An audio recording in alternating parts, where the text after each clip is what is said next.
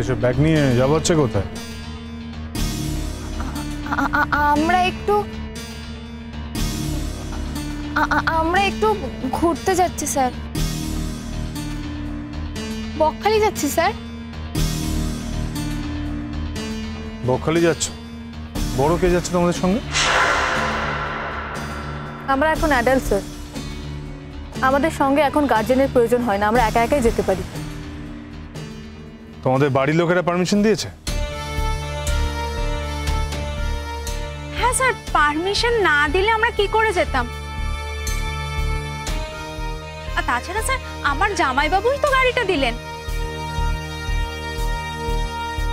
Sir আমরা by কার যাচ্ছি, ওই দুদিন থেকে তারপরে চলে আসবো। মাঝখানে যে শনি রবিবার পড়েছে না। শাশ্বতী, আমাদের দেরি হয়ে যাচ্ছে। তুই তো বলি যে সন্ধ্যার আগে পৌঁছতে হবে, এখন কেন দেরি করছিস? চল।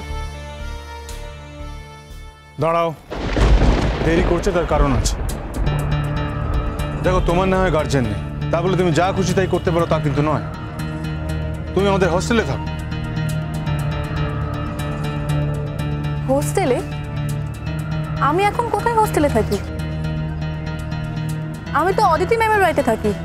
Just hang your Aditi ma'am. শোনো, কলেজের হস্টেলে তুমি একটা সিট বুক করে রেখেছো। তুমি গ্যারান্টি দিতে পারছো যে তুমি আর কোনোদিনও হোস্টেলে আসবে না? এখন তো আমি নেই, এখন আমি মাসখানেকের জন্য লিভ নিয়েছি। হ্যাঁ হ্যাঁ, মাসখানেকের লিভ নিয়েছো, পার্মানেন্ট লিভ তো আর নাওনি।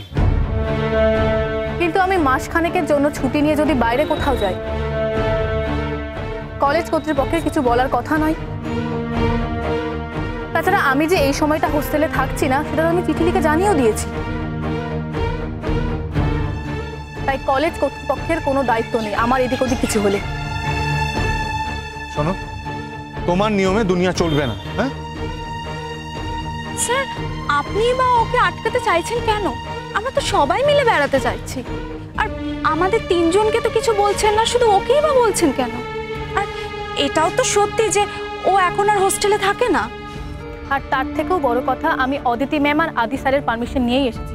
কি অদিতি ম্যাম অদিতি ম্যাম করছো তুমি তখন থেকে? কে অদিতি ম্যাম? অদিতি ম্যাম এই কলেজের কেউ নয়। উনি এই কলেজের কেউ নাই হতে পারে। আজকে যদি আমি হোস্টেলে না থেকে বাড়িতে থাকতাম, তাহলে নিশ্চয় আমার বাবা মার কাছ থেকে পারমিশন নিয়ে আমি কোথাও যেতাম। তখন তো আপনি আমাকে চার্জ করতে আসতেন না। আর অদিতি ম্যাম আমার মায়ের বিকল্প, আমি ওনাকে মায়ের চোখেই দেখি। শোনো, বাজে কথা কম বল। তোমার এই বাজে কথা শোনার সময় আমার নেই। আপনাকে আমি বাজে ভালো এসব কোনো কথাই বলিনি স্যার, আপনি অনর্থক তর্ক করছেন। কি বলে তুমি? আমি অনর্থক তর্ক করছি? ইয়েস স্যার, আপনি অনর্থক তর্ক করছেন। আমি যখন ছুটিতে আছি তখন আমি কোথায় যাচ্ছি, কার সঙ্গে যাচ্ছি, সেই সম্পর্কে জানা কলেজ কর্তৃপক্ষের দায়িত্ব নয়।